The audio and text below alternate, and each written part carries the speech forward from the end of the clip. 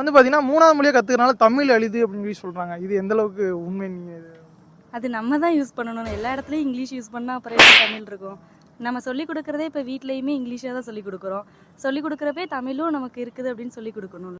வாழ்வதற்காக தமிழ் மொழியை கற்றே ஆக வேண்டும். இப்போ வந்து பார்த்தீங்கன்னா சிபிஎஸ்சி பாடம், அதாவது வந்து தனியார் பள்ளிகளில் படிக்கிறவங்களுக்கு மட்டுமே 3வது மொழி 4வது லாங்குவேஜ் 5வது லாங்குவேஜ்னு இருக்குது.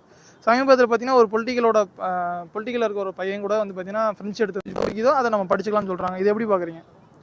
கண்டிப்பாக வேணும்னா, ஏன்னா இங்கிலீஷே வந்து நம்ம கவர்மெண்ட் ஸ்கூலில் எல்லாம் பார்த்தீங்க அப்படின்னா கம்மியாக தான் சொல்லித் தராங்க. ஏன்னா பேச்சு வழக்கில் நம்ம சிபிஎஸ்சியில் எடுத்துக்கிட்டோம்னா இங்கிலீஷ் மட்டும்தான் பேசணுங்கிறாங்க.